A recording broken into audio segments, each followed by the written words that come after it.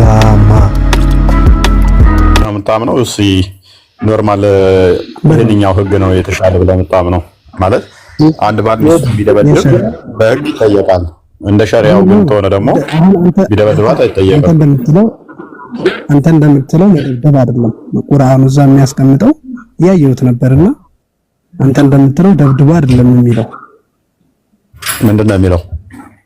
መጀመሪያ ትደስታታለህ፣ ከዛ በኋላ በሚጣ ትለያታለህ። እምቢ ካለች ከዛ በኋላ ነው ስርዓት ባለው መንገድ ግረፍ ማለት ነው እንጂ አንተ እንደምትለው ቀጥታ መደብደብ አይደለም። ስቴፕ አለው። ስቴፕ ባይ ስቴፕ ስቲል መግረፉ እኮ አሁንም ቫሊድ አያደርግልህም።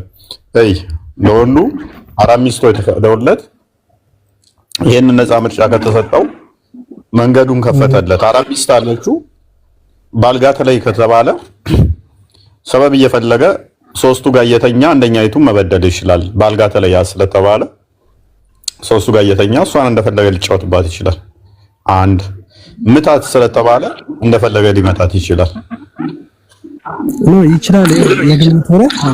የግምት ወሬ ሳይሆን ይችላል ምናምን አለው፣ ስርዓት አለው። በሸሪዓ እንዴት መቅጣት እንዳለብን ሚስትህን ሸሪዓ ያስቀምጣል እንጂ አንተ ባልከው መንገድ በፈንከት ምናምን አይደለም። ይችላል ሳይሆን መፈንከት ብቻ ሳይሆን ማለት ስርዓት የሚባለው ነገር ምንም ስርዓት የለውም። እንደ ሸሪዓው እንደ ሱናው ሸሪዓው ከሱናው ነው የሚወጣው ከቁርአንና ከሐዲስ ነው አይደል? ምን ተገብረው እኛ ነን፣ ሸሪዓውን የምናውቀውም እኛ ነን። እንዴት መቅጣት እንዳለብን ማለት ነው። አንተ አሁን ይችላል ወሬ ያወራኸኝ ነው። አይ ሸሪዓው የሚወጣው ከሱናው ስለሆነ ከሱናው ውጭ ይወጣል ሸሪዓው። ሱና ማለት ከቁርአንና ከሐዲስ ነው ታማ ሐዲስና ከቁርአን አይደለም ውጭ አይደለም አለ ሸሪዓው ሞት አዎ ከሱ ይቻላል። በቃ እንደዛ ከሆነ ስለዚህ ሸሪዓው ጋር ስንሄድ እንደውም ደወረስት ነው። ሚስትህ ወጣ ብላ ካገኘሃት እንደውም አንከታ እንደለቃት ሁሉ ሸሪዓው ይፈቅድልሃል። እሱን ሸሪዓውንም ማየት እንችላለን፣ ከፍተን ማየት እንችላለን። ቤዝ የሚያደርገው ሸሪዓው ሐዲሱንና ቁርአኑን ከሆነ ቁርአን ላይ ምትዋት የሚል መምታትን ተፈቀደ። ሐዲሱ ላይ ደግሞ ምን ይላል ስንል አጥንታቸው የተሰበረ ቆዳቸው አረንጓዴ የሆነ የተደበደቡ የተቀጠቀጡ በሳባዎቹ ጊዜ መረጃዎች አሉ። ነብዩም ደግሞ ያንን ፈቅዶታል። እንትኑ ሸሪዓው ቤዝ የሚያደርገው ሱናው ላይ ከሆነ እንደ ሱናው መሰረት ደግሞ ነብዩ ምቱ ብሎ አዟል። በነብዩ ትእዛዝ መሰረት ደግሞ ብዙዎች አጥንታቸው የተሰባበረ ቆዳቸው አረንጓዴ ይሆናል። ስለዚህ የነብዩ ትእዛዝ መሐመድ ከራሱ አይናገርም ተብሎ ይታመናል አይደለ? ሱራ 53 ሱረቱ ነጅም ነው አይደል? 53ኛው ሱራ ከቁጥር 1 እስከ 3 እርሱ ከራሱ አይናገርም ከልብ ወለድ አይናገርም ወይ ራእይ ከሆነ እንጂ የሚወረድ ራእይ ከሆነ እንጂ። ጥቅስ ላይ ስለመነጋገር አያወራም። ገስጿቸው ማለት መከሯቸው እንደማለት ነው አይደል? ገስጿቸው ግሳጼው ምን አይነት ነው የሚል ሃርሽ ሊድ መከሯቸው እንደማለት ነው አይደል? ምክር ዝም ብሎ ምክር አይደለም። መምከር ሳይሆን በጣም ሃርሽ የሆነ ምክር ነው። ተፍሲሮቹን እናሳያለን። ተቆጧቸው ነገር ነው። ተጠፋሽ ታዲያ ማን ነው ሚስትህን የሚመክርልህ? ራስህ አይደለህ? ጥፋት የሚባለው ለምሳሌ አንድ ኤግዛምፕል ልስጥህና ልነሳ። ለምሳሌ አዩብ የምትሉት እናንተ ማለት ነው። ኢዮብ በእኛ ኢዮብ ይባላል፣ በእናንተ አዩብ ታሞ ተኝቶ በነበረበት ሰዓት ላይ ሚስቱ ብቻ ነበር የምትንከባከበው፣ ሰው ሁሉ ከርቶት ማለት ነው እንደ እስልምናው። እና የሆነ ቀን ላይ ብዙ ዳቦ ዛለት መጣች። እቺ ሴት ልከዳኝ ትችላለች ብሎ አስቦ በሆዱ ኢዮብ የእናንተው አዩብ ማለት ነው እቀጠቅጣታለሁ ስድን አለ። ከዛ አላህ ምን አለው? ልክ ሲድን ጠበቀና ቃል ኪዳንህን እንዳታፈርስ ሚስትህን ሂድና ደብድባት አለው። ሱራ 38 44 እና እንደከፈተው ክርስቲያን ያ ለአዩብ ነው እንደዚህ የተባለው ወንድማችን። ሱራ 38 ሱረቱል ሷድ ቁጥር 44 ላይ በእጅህ ጭብጥ አርጩሜ ያዝ፣ በእርሱም ሚስትህን ምታ፣ መሐላህንም አታፍርስ አልነው። ስለዚህ አላህ ለነብዩ በድር እያለ የሚያዘው ማን ነው? አላህ ነው።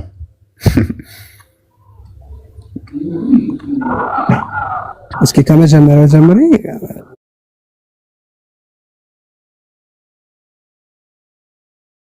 እንደዚህ አሁን የመጀመሪያው ሐሳብ ካለ ከላይ ባየው ደስ ይለኛል።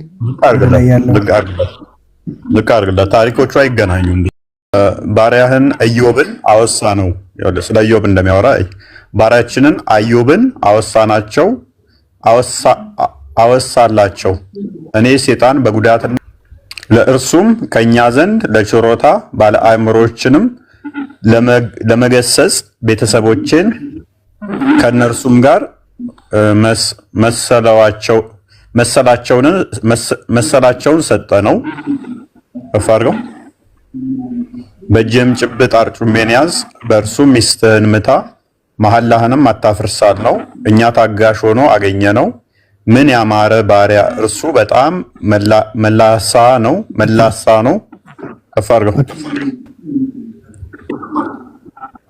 ባሮቻችንን ኢብራሂምንም ይስሐቅንም ያዕቆብንም የኃይልና የማስታወቅ ባለቤቶች የሆኑትን አወሳናቸው። አይድ ቼክ በቃ አሁን ይሄን አየሁታ ትክክለኛ ትርጉምና ተፍሲሩን እውነት ከሆነ ቼክ አደርጋለሁ። ክፈትለት ከተፍሲራሹ ቁርጡቢን ክፈተው። ለምሳሌ ይሄንን እንዴት ነው የፈሰረው? ጠበሪን ወይም ቁርጡቢን ወይም ኢብን ከሲር እንዴት እንደፈሰሩት ኢብን ከሲር 100 አርጩሜ ይዞ እንዲገርፋት እንዳዘዘ ያስቀምጠዋል። እንትናም ጃለሌንም በተመሳሳይ ቁርጡቢም እንትኖችን ያመጣል፣ የተለያዩ እስናዶችን እያመጣና ቁርጡቢን ክፈተዋል። The second, what's Ibn al-Musayyab narrated that she brought him more than the bread she usually brought him. So he feared he betray, so he swore to lash her. ምን ይላል ይሄ ስኮላር እናስቀመጠው ማለት ነው። አዩብ ሚስቱን የመታበት ምክንያት ሁልጊዜ ገዝታ ከምታመጣው ዳቦ የበለጠ ብዙ ዳቦ ይዛ መጣች እና ትፈታኛለች ወይም ትክደኛለች በሚል ፍራቻ የተነሳ እንዲደበድባት ቃል ገባ። በፍራቻ አሁን ጥሩ ማለት ብዙ ዳቦ ይዞ መምጣት እንዴት ነው ሚስትን የሚያስደበድበው? ትክደገና ከዛ በኋላ ደግሞ ችግሩ እኮ ምንድነው? እሱ ራሱ ቢመጣት እኮ ጥሩ ነበረ። አይቼው ተመልሼ ልግባ። አይቼው ነው ቼካሪ ቁርአን ትክክለኛ ቁርአን ፍቻ አይቼው ልግባ። ተመልሼ ቼክ አድርገው በቃ። እሺ ይችን አንድ የአዩብን ታሪክ ማለት በጣም መልካም ሚስት እንደነበረች በነገራችን ላይ ተፍሲራቶቹ ስኮላሮቻቸው ይናገራሉ። ኢብን ከሲር ራሱ ይላል this tests afflicted his body, his wills and his children until there was no part of his body that was healthy except his heart. ምንድነው በዚህ በደረሰበት ጉዳት ምክንያት ልጆቹን አጣ፣ ገንዘቡን አጣ፣ ሰውነቱን እንዳለ ተጎዳ። ያልተጎዳው የሰውነቱ ፓርት ልቡ ብቻ ነበር ይላል። then he had nothing left in this world which he could use to help him deal with his sickness or the predicament he was in beside his wife who retained her devotion. ዓለም ላይ ያሉት ነገሮች ሁሉ ለሱ ጠፍተውበት ነበረ። ምንም ነገር የቀረው ነገር አልነበረም። ነገር ግን የቀረው አንድ የሚስቱ ፍቅር ብቻ ነበር። የሷ ፍቅር ደግሞ አልቀነሰም ነበር። ዲቮሽኗ ለሱ የነበረው ዲቮሽን እንደነበረ ነው አለች አለ። ከዛ ምን ይላል? she used to work for people as a paid servant እና አገልጋይ ሆና ተቀጥራ ለሰዎች ትሰራ ነበር። and she fed and served Ayub for nearly 18 years ለ18 ዓመት ሙሉ ተቀጥራ before that he was very rich and had many children being well off in worldly term. All of that had been taken away until he ended up being thrown into the city dump where he stayed all this time. ከዛ በኋላ ሁሉንም ነገር ሉዝ አደረገ፣ ሁሉንም ነገር አጣ። ነገር ግን እሷ ነበረች ሚስቱ ብቻ ታገለግለው ነበር፣ እሷ ተወደው ነበር። she did not leave him አንድም ቀን ብቻውን ጥላው አታውቅም፣ ተለይተው አታውቅም። morning and evening በማታም ሆነ በቀን except for when she was serving people ነገር ግን ተቀጥራ ልታገለግልበት የምትሄድበት ጋር ብቻ ሲቀር ይላል። then she would come straight back to him ከዛ በኋላ ሰዓቷን ሳታዛንፍ ተቀጥራ ከምትሰራበት ቦታ ስራዋን ሰርታ ዳቦዋን ይዛ ለሰውየው ለባሏ ለአዩብ ማለት ነው ትመጣ ነበር። when this had gone on for long time ይሄ ሁሉ ለረጅም ጊዜ ከሆነ በኋላ ኤንድ ቲንግስ ሃድ ጎት ቬሪ ባድ ከዛ ነገሮች እንትን እየሆኑ ሄዱ ይላል። ኤንድ the time allotted by divine decree had come to an end. Ayub prayed to the Lord of the world the God ከዛ አላህ ሚስቱን እንዲደበድብ እንትን አለው ብሎ ከስር የደበደበበት ምክንያት ምንድነው?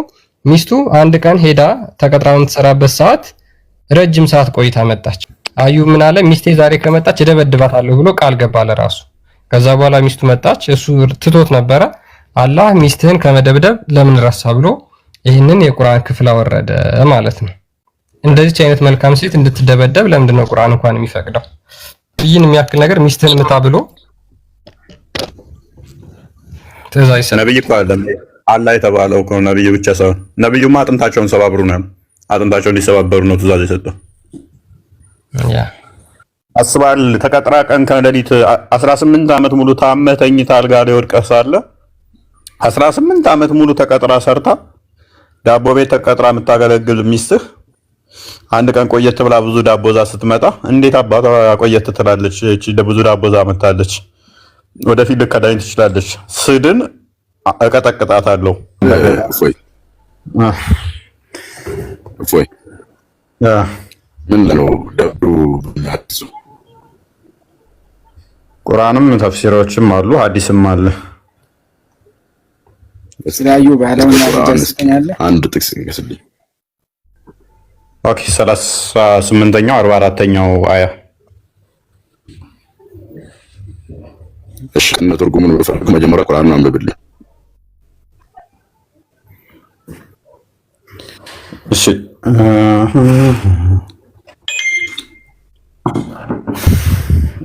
እንዳጋጣሚ ሶሪ ክርስቲያን የለም፣ ለዛ ነው የሆነ ቦታ ሄዶ ነው አመቺ ቦታ ስላልሆነ ነው። ክርስቲያን የለም ያ ይታያል ወንድማችን ያ አላህ በእጅህም አለ። እሺ ጭብጥ አለ። ከዛ ምንድን ነው አለ? ጭብጥ አርጩሜን ያዝ፣ በእርሱ ሚስትህን ምታ፣ ሚስትህን ምታ፣ ማላህን አታፍር። እሺ ከዛ ስለዚህ እንዲመታ ታዘዘ ማለት ነው። ስለማን ነው የሚያወራው? ስለ አዩብ ነው። ይሄንን የሚያብራሩልን ደግሞ ሙፈሲሮች አሉ። ምን ይላል? she used to work for the people as paid servant ተቀጥራ ለሰው ትሰራ ነበር አለ። she fed and served him አዩብ for nearly 18 years ለ18 ዓመት አካባቢ እርሱን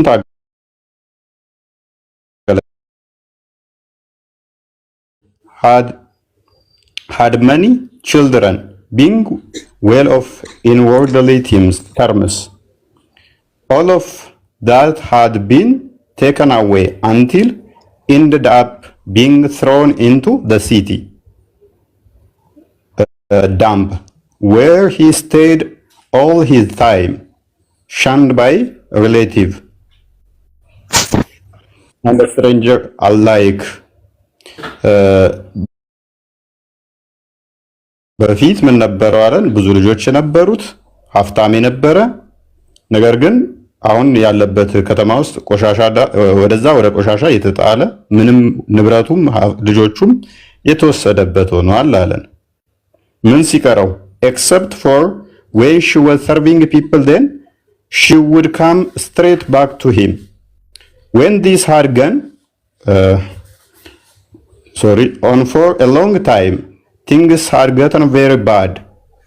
They prayed to Lord of the world, the God of the messenger ምናምን እያለ ይቀጥላል። ኤኒዌይስ አንድ ቀን ምን ታደርጋለች እቺ ሴትዮ? ዳቦ ቦታ ተቀጥራ የምትሰራው፣ ልጆቹ ተወስደውበታል፣ ቆሻሻ ቦታ ተጥሏል፣ ወደ ገጠር የሆነ ከተማ ዳር ገጠር ላይ ተጥሏል። እንደዛ ነገር ነው። ከዛ በኋላ አንድ ቀን ተምትሰራበት ቦታ ትቆያለች ማለት ነው። ስትቆይ ምን ያደርጋታል? እንደሚመታት ይናገራል ማለት ነው። ከዛ የማላውን መሰረት በማድረግ አላህ ደግሞ ምን ይለዋል? ማላህን እንዳዘነጋ ሚስትህን አዩብን ማለት ነው ሚስትህን ደብድባት ምታት የሚል ያወርድለታል ማለት ነው። 18 ዓመት ታሞ የተኛ ማለት ነው። ለምሳሌ የኔ እድሜ 30 ዓመት ቢሆን የኔ እድሜ 30 ዓመት ይሁን ከዛ የኔ የሚስቴ ዓመት 30 ቢሆን ወይ 31 ቢሆን ወይ 29 ሊሆን ይችላል። እሺ 50 ሊሆን ይችላል። ለምሳሌ እድሜያችን አብሮ በሄደ ቁጥር እሷም እድሜ የጨመረ ነው አይደል ሄደው? እሺ አሁን ተስማማን ነው።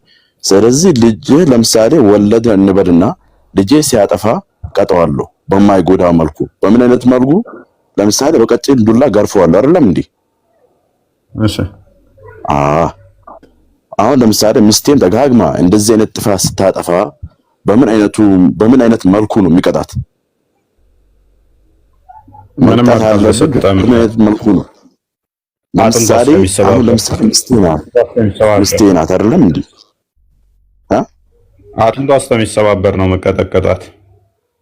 ኖ እንደዛ የሚል ሐዲስም የለም። እስካሁንም አላነበብነውም። ካሁን በኋላም አይመጣም። በሐዲስ እንሂድበት።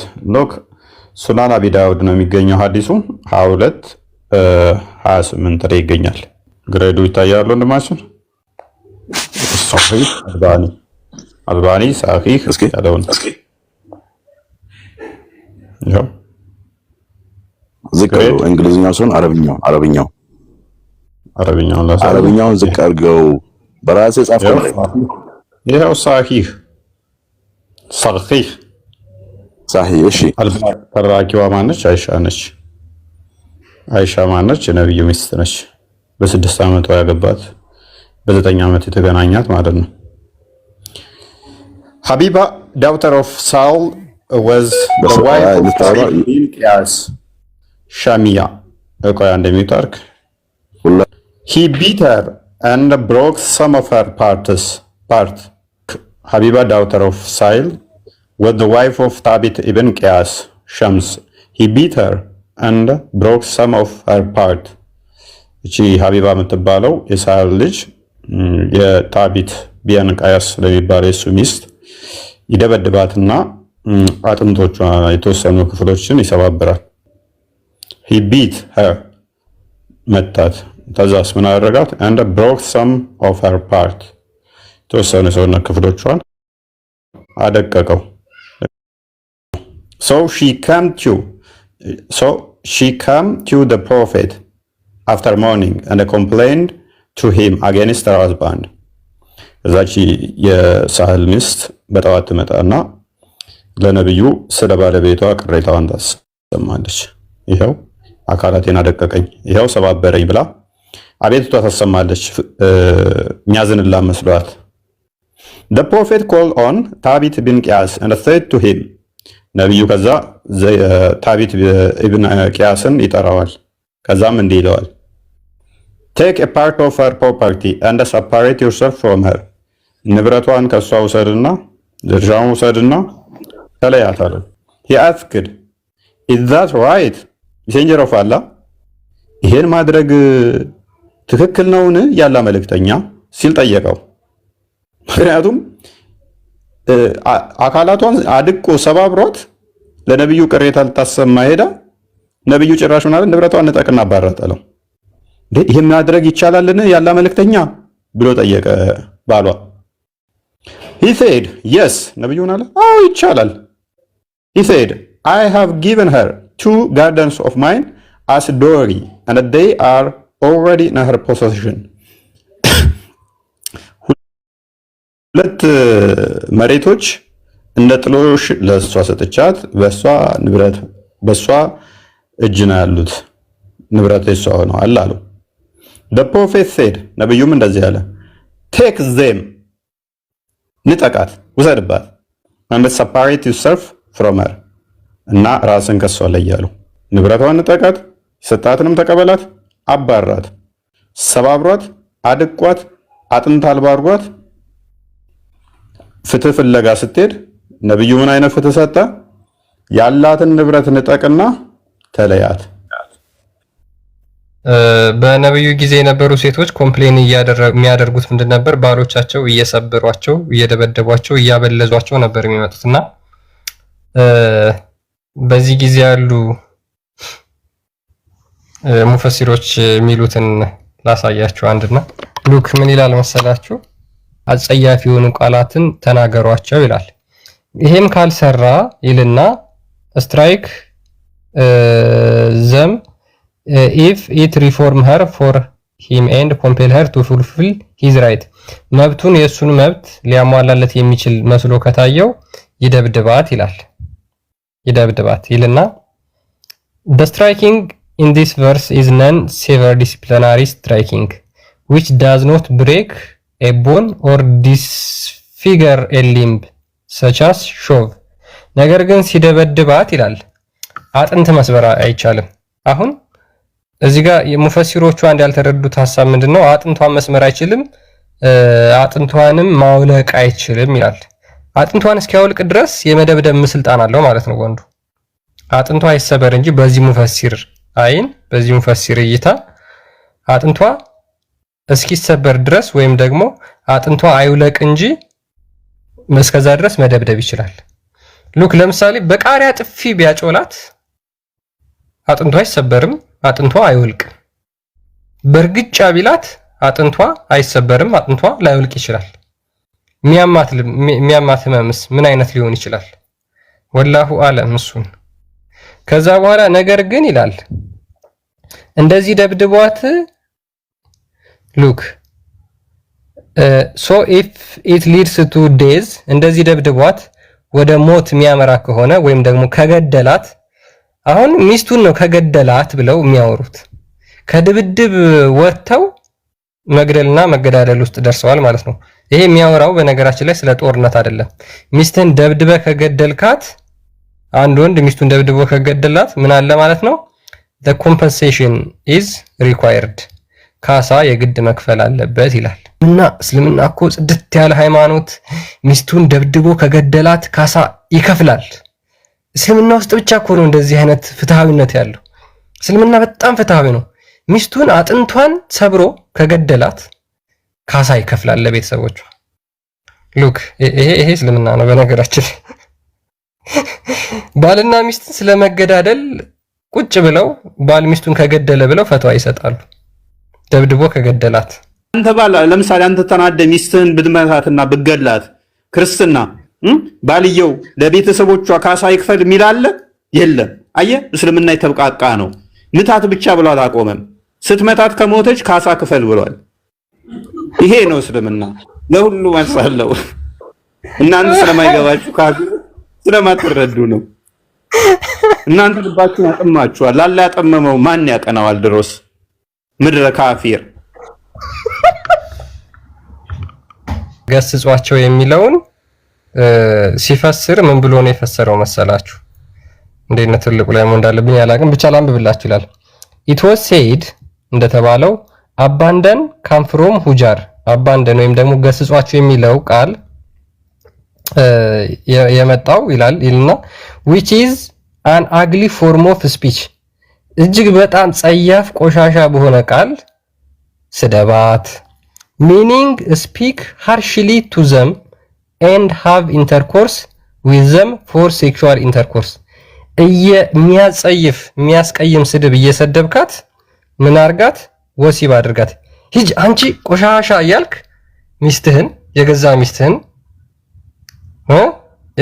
ሔዋንህን እግዚአብሔር አምላክ የሰጠህን ሚስትህን ማለት ነው አንቺ ቆሻሻ አንቺ አስቀያሚ እያልክ እየሰደብካት ከዛ በኋላ ወሲብ ማድረግ ስትፈልግ ግን ወሲብ ማድረግ ትችላለህ፣ ችግር የለውም። ኢማጂን ሚስትህን እንደዛ አጸያፊ ቃል እየነገርካት እየሰደብካት በዛ አይነት መልኩ እያንቋሸሽካት ወሲብ ማድረግ ከፈለክ በዚህ አይነት መልኩ መገናኘት ትችላለህ ሚስትህን እንደዛ እየሰደብካት እንጂ በፍቅር አባብለህ የኔ ፍቅር ምናምን ብለህ ሉክ ለምሳሌ ሁላችሁም ይሄን ነገር እንደው የተፈጥሮ ጉዳይ ስለሆነ ታውቁታላችሁ። እስልምና ግን ባሎች ከሚስቶቻቸው ጋር በምን አይነት መልኩ እንዲያደርጉ የሚፈቅደው ለምን እንዴት ነው? የሚያጸይፍ የበሰበሰ ቃል እየተናገሩ ሚስቶቻቸውን እየተሳደቡ ከዛ በኋላ ወሲብ አድርጓቸው። እነ ጠበሪ እነ ቁርጡቢ ሲያብራሩ የፈሰሩት ማለት ነው። ምን ይላል መሰላችሁ? ሱፊያን ሰይድ ሱፊያን እንደተናገረው ምን ይላል? the same meaning and it was narrated from Ibn Abbas ከኢብን አባስ የነብዩ ያጎት ልጅ ቁርአንን እንዲያብራራ የፈቀደለት የጸለየለት መሐመድ ማለት ነው። ይሄንን ገስጿቸው የሚለው እንዴት ብሎ ነው የተናገረው? ኢት ሚንስ ታይ ዘም አፕ ኢን ዜር ሆም፣ በቤት ውስጥ እሰሯቸው። ልክ ሲያምፁ እንደው እንዳመፁ ከፈራችሁ በቤት ውስጥ ጠፍንገህ ታስራታለህ ሚስትህን ማለት ነው። ታይ ዘም አፕ ኢን ዜር ሃውስ፣ ቤት ውስጥ እንደ እንስሳ፣ እንደ ከብት፣ እንደ ግመል፣ እንደ ፈረስ፣ እንደ አህያ፣ እንደ ዶሮ ታስራታለህ ሚስትህን። መገሰጽ ማለት በእስልምና ሚስት ስታጠፋ መገሰጽ ማለት ይሄ ማለት ነው። and from the saying he abandoned the camel, meaning he tied it with this, ግመሎች በሚታሰሩበት ገመድ ሚስትህን ቤት ውስጥ አስረት አስቀምጣታለህ። ይሄ ወንዶች ለወንዶች የሰጠው ለሴቶች የሰጠው ክብር ነው። በጣም በሚያሳዝን ሁኔታ ደግሞ የሚያጭበረብሯቸውና የሚያታልሏቸው እንዴት ነው? ብሬን ዋሽ በማድረግ ነው። እስልምና ለሴት ልጅ ያለው ክብር ብለው ይችን ቃል ደጋግመው ያስጮኋታል። ከዛ በኋላ ሰዎች በዚህ ቃል ይማረካሉ። ከዛ እስልምና ጥሩ ሃይማኖት ይመስላቸዋል። ለሴት ልጅ ጥሩ ሃይማኖት፣ ጥሩ አስተያየት ያለው ይመስለዋል ሰው ማለት ነው። ነገር ግን ገብታችሁ ብታነቧቸው፣ ቁርአንን ብታነቡት ይሄ ያለው የሴቶች ምዕራፍ ላይ ነው። የሴቶች ምዕራፍ ለሴቶች ልዩ ክብር ይሰጣል ተብሎ በሙስሊሞች ዘንድ ብዙ ጊዜ ደጋግሞ ሲወራ እንሰማለን። የሴቶች ምዕራፍ ላይ ምን የሚል ቃል አለ? ሴት ትደብደብ የሚል ቃል አለ። ሊቃውንቶቻቸው ሰለፎቻቸው ቀደምቶቹ ማለት ነው ይሄንን የተናገሩት በዚህ እጅግ አስቀያሚና ቀፋፊ በሆነ መንገድ ነው። ይሄ ወንዶች ለራሳቸው እንዲመች አድርገው የሰሩት ህግ ነው። ለራሳቸው እንዲመች አድርገው የሰሩት ህግ ነው። ከዚህ ጨለማ ውስጥ ውጡ፣ ከዚህ ተረት ተረት ውጡ ልንል እንወዳለን።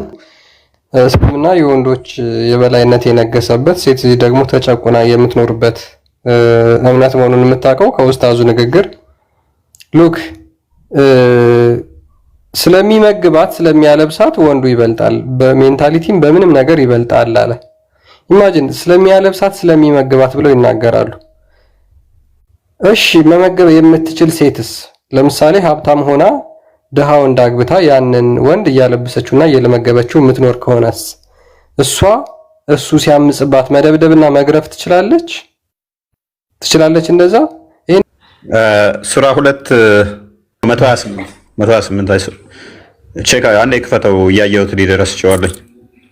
ሱራ 4 እንዳይሆን ሱራ 4 127 መሰለኝ። 127 ሴትም ከባሏ ጥላቻን ወይንም ጥላቻን ወይንም ፊቱን ማዞርን ብታውቅ፣ ብጠረጥር ነው የሚለው ብታውቅ ነው የሚለው። በደንብ አሳያችሁ። ብታውቅ የቅድሙ ግን የሚመታት ምን ስለሆነ ነው? እሱ ከጠረጠረ ነው። እሱ አንተ ልክ ኢዮብ ለምሳሌ 18 ዓመት ሙሉ ስታስታምመው አንድ ቀን አርፍዳ አታውቅም ነበረ።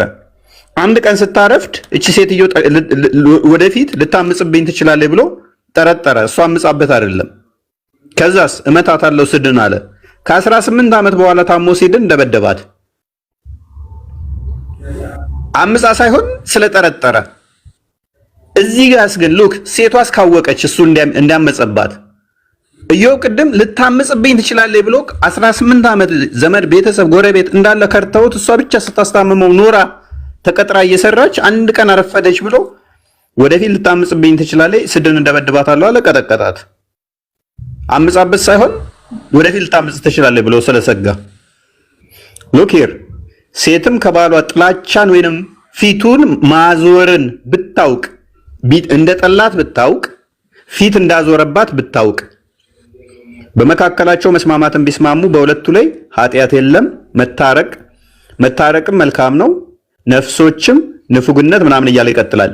መስማማትን የሚስማሙት እንዴት ነው? አሁን ኢብን ከሲርን ክፈት እናሳያቸው። ዘሆል ንብረቷን ትሰጥና ሳውዳን መሐመድ እንዳደረገው ማለት ነው። ንብረቷን ተራዋን ዘሆል ለሱ ትሰጥና ትስማማለች።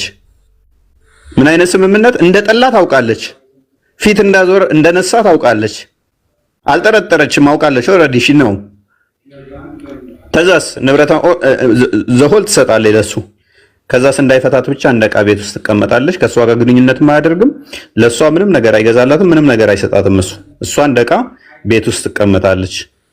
እሱ ከጠረጠረስ ግን ፊት ይነሳታል፣ አልጋ ይለያል፣ ይደበድባታል። አጥፍታ ሳይሆን ከፈራ ወደፊት ታመጻለች ብሎ ከፈራ ስለጠላችሁ ሳይሆን ወደፊት ልጠላኝ ትችላለች ብሎ ከፈራ ከጠረጠረ ይደበድባታል፣ አልጋ ይለያል። እሷ እስካወቀች እንደጠላት እንትን እንዳላካወቀች ያል ዘሆል መፍቶቿን ለእሷ አሳልፋ ትሰጣለች። ሜቢ ክርስቲያን ቀጥለው ኦኬ if a woman fear cruelty or desertion on her husband's part there is no sin on them both ምንድነው ይሄ መለያየት ነው የሚለው ማለት ነው ከጠላት ማለት ነው የሚለውን ምን ይላል whatever legal agreement the spouse mutually agree to is allowed ወይም ደግሞ ሁለቱ መስማማት ይችላሉ ይላል ከዛ በኋላ in the two sahih it is recorded that Aisha said that when Sauda bint Zama became old ሳውዳ የሙሐመድ ሚስት ማለት ነው አረጀች እሷ ስታረጅ she forfeit her days to Aisha ቀኗን ለአይሻ ሰጠች ሙሐመድ በሳውዳ ሰዓት በሚመጣበት ቀን እሱን እንደሚፈታት ስታውቅ ለማን ሰጠች ለአይሻ ሰጠቻት and the prophet used to spend Sauda's night with Aisha ከዛ በኋላ ነብዩ የሳውዳን ምሽት ከአይሻ ጋር ማሳለፍ ጀመረ ከማጋ ከአይሻ ጋር ማሳለፍ ጀመረ ሙሉ ጊዜዋን ትሰጣለች ያቺ ሴት ምንድነች ከዛ በኋላ እቃ ነች ማለት ነው ባሏ ቤቷ አይመጣም ኢማጂን ለምሳሌ ሳውዳ ጋር የሚሄደው አርብ ከነበረ አርብ ከዛ በኋላ ሙሐመድ ሳውዳ ቤት አይሄድም ማለት ነው ፔሪድ ከማን ጋር ነው የሚሆነው ከአይሻ ጋር ነው የሚሆነው አኬዳማ